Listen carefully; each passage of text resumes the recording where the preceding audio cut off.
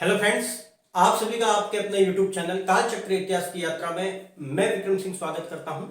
आज का जो हमारा टॉपिक है वो है तुगलक वंश, और तुगलक वंश के अंतर्गत हम पढ़ेंगे महमूद बिन तुगलक को। हमने पूर्व के वीडियो में यह पढ़ा था कि 1320 में तुगलक वंश की स्थापना गयासुद्दीन तुगलक ने की थी, लेकिन अपने दुर्भाग्यवश वह शासन सत्ता का उपभोग ज्यादा नहीं कर सका और मात्र 5 वर्षों बाद में ही उसकी एक दुर्घटना में मृत्यु हो जाती है। अतः 1325 में जो शासक मोहम्मद बिन तुगलक के नाम से गद्दी पर बैठता है उसे ही महमूद बिन तुगलक के रूप में हम इतिहास में पढ़ते हैं। उसके पूर्व का नाम जोमा खां था, लेकिन उसके शासक का नाम महमूद बिन तुगलक था। इसका शासन 1325 से लेकर 1351 के बीच में रहता है। तो आज के हम इस टॉपिक में महमूद बिन तुगलक को पढ़ेंगे।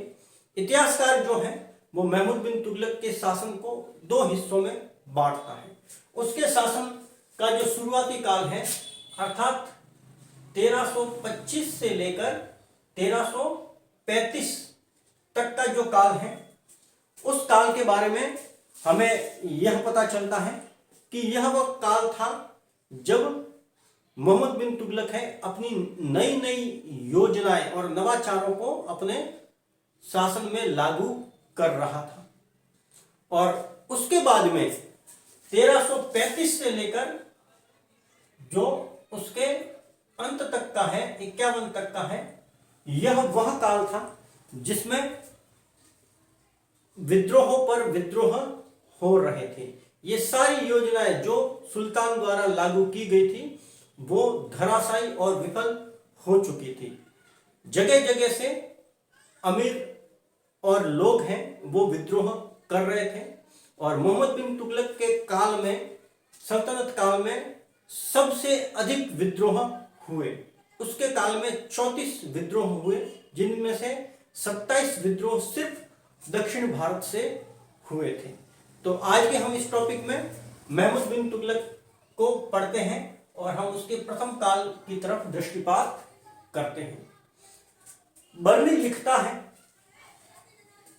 कि महमूद बिन तुगलक हैं वो नवाचार और नई योजनाएं सोचता रहता था और उन्हें लागू करता रहता था। तो बर्नी द्वारा जो 5 योजनाएं सुल्तान की लिखी गई हैं अपनी पुस्तक तारीख फिरोज शाही में, उनको पढ़ने से पहले हम एक बार मोहम्मद बिन तुगलक के इतिहासकारों की तरफ आते हैं कि मोहम्मद बिन तुगलक की जो ऐतिहासिक जानकारी है वो हमें किन स्रोतों से मिलती है, किन पुस्तकों से मिलती है और उन पुस्तकों के लेखक कौन है। तो मोटे तौर पर मोहम्मद बिन तुगलक के बारे में हमें जो जानकारी मिलती है वो जिस पुस्तक से मिलती है उस पुस्तक का नाम है तारीख फिरोज शाही।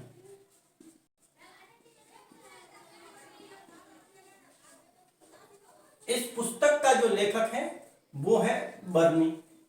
इसका पूरा नाम जियाउद्दीन बर्नी है। और दूसरी जो पुस्तक है उस पुस्तक का नाम है रहला, और इस पुस्तक का जो लेखक है उसका नाम है इब्न बतूता। यह इब्न बतूता जो था वो दक्षिण अफ्रीका का एक व्यक्ति था जो कि घूमने फिरने का शौकीन था, और वो घूमते घामते महमूद बिन तुगलक के शासनकाल में 1333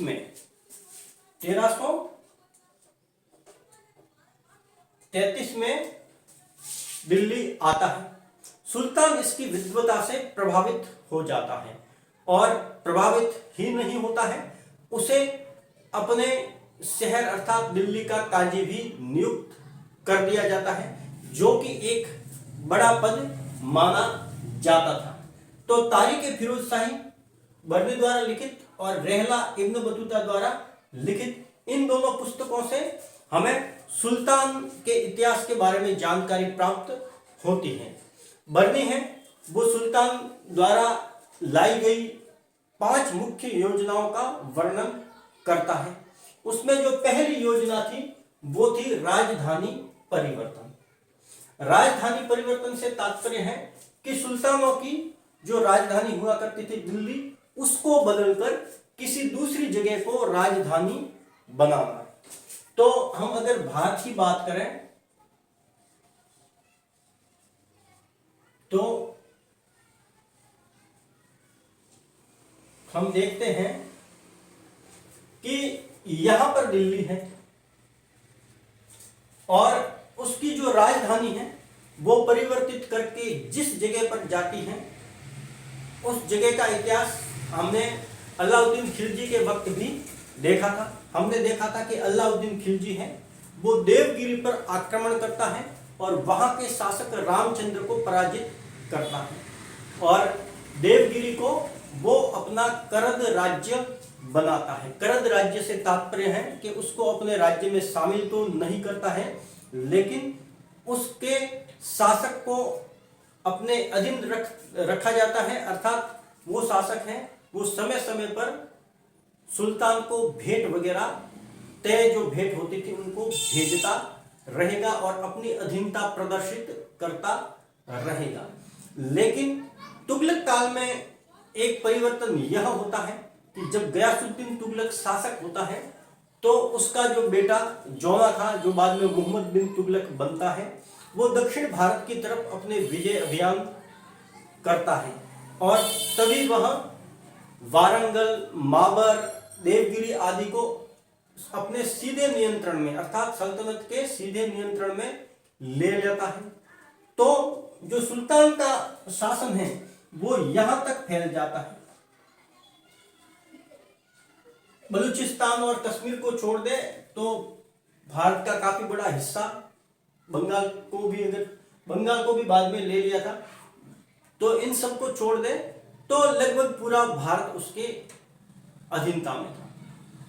और चूंकि उसका जो राजधानी परिवर्तन है वो दिल्ली से देवगिरी, जिसको बाद में दौलताबाद नाम दिया गया, जो कि यहां था, अर्थात यहां से यहां तक का जो राजधानी परिवर्तन का निर्णय है वो क्यों लिया गया, इसको लेकर विद्वानों में बहुत से मत और मतभेद हैं।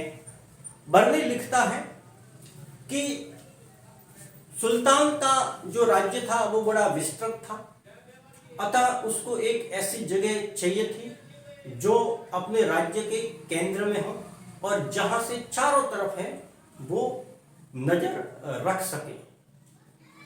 हालांकि हम इस बात पर अगर विचार करें तो लगता है बर्नी को भौगोलिक स्थिति का पता नहीं था, क्योंकि जो दौलताबाद है वो सुल्तान के साम्राज्य का कहीं से भी केंद्र बिंदु नहीं था।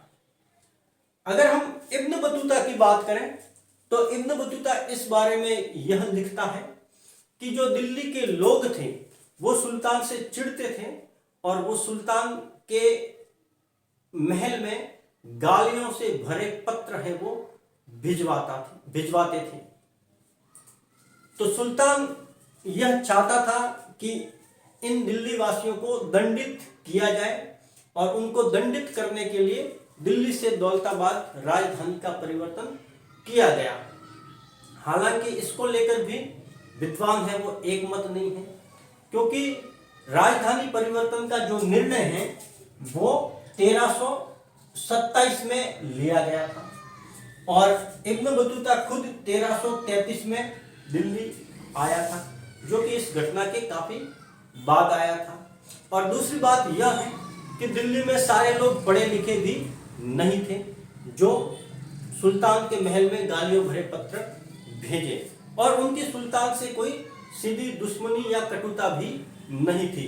हाँ, यह बात अलग थी कि अमीर और उलेमा वर्ग जो हैं वो सुल्तान के प्रति कटुता रखते थे, क्योंकि सुल्तान उन्हें वो आदर नहीं देता था जिस आदर की वो सुल्तान से आशा रखते थे। अर्थात सीधी भाषा में कहे तो सुल्तान उन्हें भाव नहीं देता था। अतः वो सुल्तान से चिड़े चिड़े रहते थे और इस ताक में रहते थे कि सुल्तान कहाँ गलती करे या सुल्तान से कहाँ चूक हो या सुल्तान की योजना कहाँ विफल हो, और उस मौके को वो भुनाने में रहते थे। लेकिन यह बात सत्य भी हो तो थोड़े से लोगों की गलती के लिए पूरे दिल्ली वासियों को, सभी दिल्ली वासियों को दंडित करना ज्यादा तर्क संगत, युक्तियुक्त प्रतीत नहीं होता है। अब कुछ इतिहासकार हैं वो यह मानते हैं कि सुल्तान इस्लाम का प्रसार करना चाहता था, अतः वह अपनी राजधानी दक्षिण की तरफ ले गया ताकि वहां भी इस्लामी संस्कृति का प्रसार हो। अब सही मत कौन सा है इसको निश्चित रूप से नहीं कह सकते, लेकिन सामान्य बुद्धि से अगर हम विचार करें तो कुछ बातें उभर कर सामने जरूर आती हैं कि सुल्तान ने राजधानी परिवर्तन जो है, पहले तो राजधानी परिवर्तन से जो तात्पर्य लिया जाता है उसको देखते हैं और फिर इसमें क्या, इस विचार में कहां गड़बड़ है उसको देखते हैं। राजधानी परिवर्तन से जो तात्पर्य लिया जाता है वो यह है कि दिल्ली के सारे लोग हैं और सारे के सारे तामझाम वगैरह सब कुछ है वो वहां से दौलताबाद स्थानांतरित कर दिया, जबकि ऐसा नहीं था। दिल्ली दौलताबाद आने के बाद में भी दिल्ली आबाद थी, वहां सैनिक टुकड़ियां थी, वहां लोग भी काफी बसे हुए थे। और जब बहराम शाह किस्लू का ये विद्रोह हुआ तो दिल्ली से भेजी गई टुकड़ियों द्वारा ही उसके विद्रोह को दबाया गया। तो कहने का मतलब दौलताबाद को एक अन्य प्रशासनिक केंद्र के रूप में प्रयोग किया जाता था। हाँ, यह बात है कि सुल्तान दौलताबाद आया भी, वहां ठहरा भी और वहां अपने अमीर और उलेमाओं को भी साथ में लाया था। यह बात भी हमें समीचीन प्रतीत होती है कि वह दक्षिण भारत में मुस्लिम संस्कृति का विस्तार करना चाहता था, क्योंकि सुल्तान जब दिल्ली से दौलताबाद गया तो अपने साथ में बड़ी भारी संख्या में शेखों को, सूफियों को और उलेमाओं को ले गया। हालांकि बाद में दौलताबाद छोड़कर वह वापस दिल्ली की तरफ आ गया। सुल्तान की जो दूसरी योजना है जिसके बारे में बर्नी लिखता है वो है सांकेतिक मुद्रा का प्रचलन। सांकेतिक मुद्रा के प्रचलन से तात्पर्य है कि उस वक्त जो चांदी की मुद्रा जिसको टंका कहा जाता था वह चलती थी, उस टंके की जगह, चांदी की जगह वो टंका तांबे और पीतल में ढाला जाएगा और तांबे और पीतल की जो मुद्रा है उसकी जो कीमत है वो चांदी की मुद्रा के समान रहेगी। हुआ यह कि सुल्तान के पास में अपनी इस योजना के लिए दो उदाहरण पहले से मौजूद थे। चीन में मंगोल शासक कुबले खान ने और फारस में, जिसे वर्तमान में ईरान कहा जाता है, वहां के शासक गैताखू ने ऐसे ही सांकेतिक मुद्रा के जो प्रयोग हैं वो अपने अपने राज्यों में किए थे और वो सफल रहे थे। तो सुल्तान भी यह चाहता था कि यह प्रयोग किया जाए और इस प्रयोग को लेकर विचार भी दिए जाते हैं। कई विचारक यह कहते हैं कि सुल्तान का जो खजाना है वो खाली हो गया था। कुछ यह कहते हैं कि सुल्तान है एक बड़ी सेना का निर्माण कर रहा था क्योंकि उसे आगे खुरासान की तरफ आक्रमण करना था। कारण जो भी है, सुल्तान ने सांकेतिक मुद्रा का प्रचलन किया। जनता ने, प्रजा ने चांदी की जो मुद्रा है उनका संग्रहण कर दिया और बड़ी भारी मात्रा में तांबे और कांसे के सिक्के हैं, पीतल के सिक्के हैं, वो ढालने शुरू किए। उनके घरों में ही वो ढालने लगे। पहले यह व्यवस्था थी कि सिक्का ढालना कोई जटिल काम नहीं होता था। किसी भी व्यक्ति को अपने घर में भी सिक्के ढालने का अधिकार रहता था, लेकिन सिक्के बड़ी मात्रा में ढाले गए और हुआ यह कि व्यापारियों ने बाद में तांबे और कांसे के सिक्के लेने बंद कर दिए और यह योजना बुरी तरीके से विफल रही। चारों तरफ आर्थिक अफरा तफरी का माहौल मच गया। सुल्तान को बड़े भारी मन से यह योजना वापस लेनी पड़ी और जो मार्केट में सिक्के चल रहे थे उनको मार्केट से हटाकर उनके बदले अपने खजाने से चांदी के सिक्के जारी करने पड़े। तो यह जो योजना है वो भी योजना विफल रही और इस विफल योजना के कारण उलेमाओं और अमीरों ने सुल्तान के विरुद्ध सामान्य लोगों को और अमीरों को भड़काना शुरू कर दिया। तीसरी जो योजना थी सुल्तान की वो थी खुरासान अभियान। खुरासान अभियान है वो त्रिमैत्री संगठन का उत्पाद था। त्रिमैत्री संगठन से तात्पर्य है कि 3 राजाओं का संगठन। उसमें एक शासक खुद महमूद बिन तुगलक था, दूसरा ट्रांस ऑक्शियाना का तरमासरिन था और तीसरा मिस्र का शासक था। इन तीनों शासकों ने एक मैत्री संगठन बनाया और खुरासान है उसके शासक पर आक्रमण करने की योजना बनाई। तो इस योजना के तहत सुल्तान ने एक बड़ी सेना तैयार की। 3,70,000 सैनिकों की एक बड़ी सेना तैयार की और उनको 1 साल का अग्रिम वेतन भी दिया गया। संयोग से उसी वक्त ट्रांस ऑक्शियाना में राजनीतिक उठापटक हुई और तरमासरिन को उसके पद से हटा दिया गया और यही कारण रहा कि सुल्तान की यह योजना भी विफल रही। अब 3,70,000 जो सैनिक थे उनका क्या किया जाए। सुल्तान के आगे यह बड़ी समस्या थी। यदि उनको वापस भेज दिया जाए तो एक तरीके से एक विद्रोह की स्थिति पैदा हो सकती थी, क्योंकि इतने लोगों को एक साथ नौकरी से निकालने पर एक बड़ी भारी अफरा तफरी की आशंका रहती थी। तो उसी वक्त एक जगह थी कराचिल, जिसकी तुलना हिमालय के प्रदेशों से की जाती है, कांगड़ा वगैरह से। तो वहां पर सुल्तान ने अपनी इस सेना के एक बड़े हिस्से को वहां भेजा। अब वहां पहाड़ी जगह पर युद्ध में सुल्तान की सेना बिखर गई, क्योंकि सुल्तान की सेना को मैदानी इलाकों में लड़ने का अनुभव जरूर था, लेकिन पहाड़ी इलाकों में लड़ने का उन्हें कोई अनुभव नहीं था और ऊपर से बर्फीले तूफान और सर्दी ने उनके होश हवास उड़ा दिए। सुल्तान की सेना में बहुत सारे सैनिक हैं वो मारे गए और बाकी कुछ बचे थे, उनमें से भी काफी लोग हैं वो प्लेग से मारे गए। यह योजना जो थी वो भी एक हिसाब से बुरी तरह विफल रही। सुल्तान की जो अंतिम योजना थी, 5वीं योजना, जिसका वर्णन बरनी करता है, वो थी दोआब में कर वृद्धि। दोआब से तात्पर्य है 2 नदियों के बीच की भूमि। ध्यान दीजिएगा, जब भी दो आब शब्द आता है तो उसका अर्थ होता है 2 नदियों के बीच की भूमि।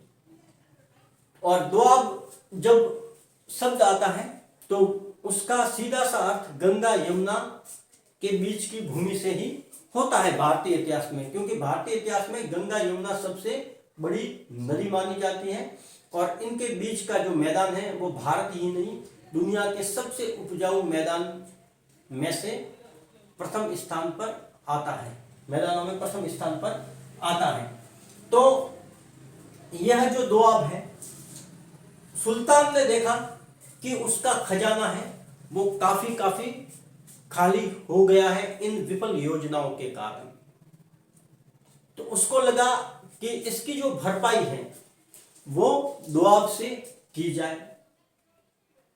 यह सुल्तान की आखिरी योजना भी थी।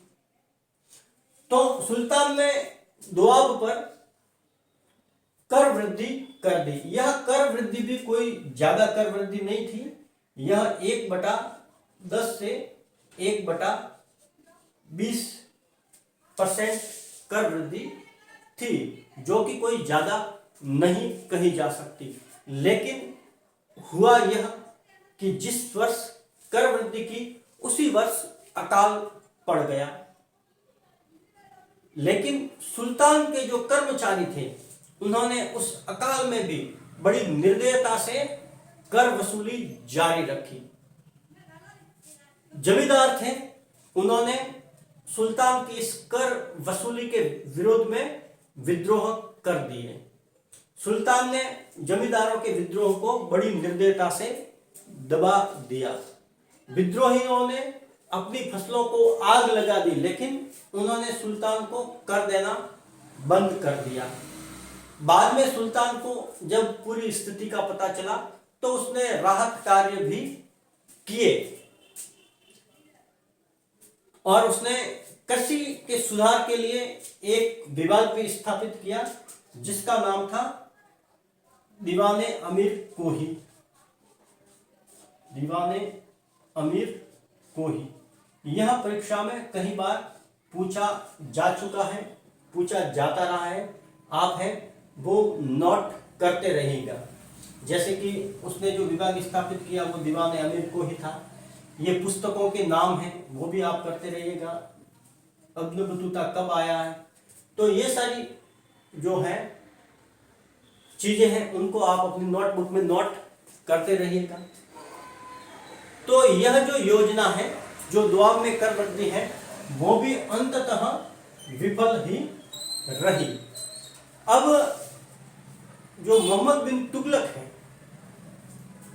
वो विचित्र गुणों का व्यक्ति माना जाता है इतिहास में।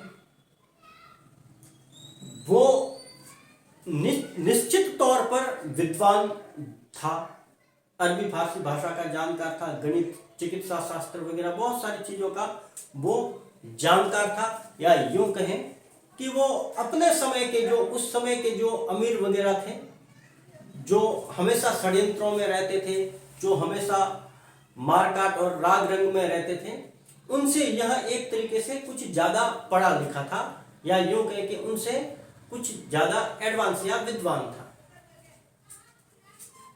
लेकिन वो अपनी विद्वता का प्रयोग कहीं भी नहीं कर पाया, वो हर जगह असफल रहा। उसकी योजनाओं को कई बार उसके जो राजकीय कर्मचारी थे वो समझ नहीं पाते थे, और दूसरी रही सही जो कसर थी वो देवीय संयोग ने पूरी कर दी। क्योंकि खुरासान के अभियान के वक्त तरमासरीन का अपनी गद्दी से हट जाना यह देवीय संयोग ही था। उसमें मोहम्मद बिन तुगलक की कहीं कोई कमी नहीं थी। दोआब में जब कर वृद्धि की उस वक्त अकाल पड़ जाना यह भी देवीय संयोग ही था, और कहीं कहीं पर उसका मिसमैनेजमेंट, कुप्रबंधन भी इसका जिम्मेदार था। जैसे कि उसने सांकेतिक मुद्रा का प्रचलन किया लेकिन उसको वो अच्छी तरीके से मैनेज नहीं कर सका।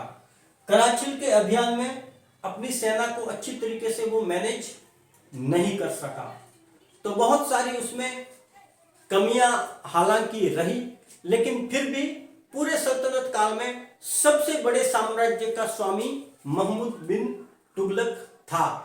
लेकिन यह एक बड़ी सच्चाई यह भी है कि उसी के काल में दिल्ली सल्तनत बिखरना और दिल्ली सल्तनत के हाथ से राज्यों का एक से एक निकलना भी शुरू हो जाता है। आज का आपका टॉपिक है वो यही समाप्त होता है।